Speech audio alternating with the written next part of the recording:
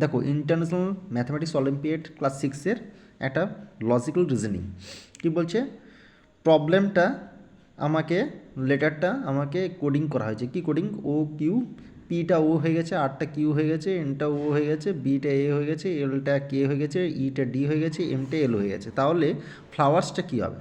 দেখো এটা করতে গেলে আমাকে এই রিলেশনটাকে বুঝতে হবে। এই রিলেশনটা কী বলছে, পি থেকে ও এসেছে মানে -1, আর থেকে কিউ এসেছে মানে -1, ও থেকে এন এসেছে মানে -1, বি থেকে এ এসেছে মানে -1, এল থেকে কে এসেছে মানে -1, ই থেকে ডি এসেছে মানে -1, এম থেকে এল এসেছে মানে -1। তাহলে এটাও -1 হয়ে যাবে। তাহলে এটা কি হয়ে যাবে? তাহলে এটা E F, K L, N O, V W, ডিই, Q R, R R S, এই হয়ে যাবে আমার অ্যান্সার।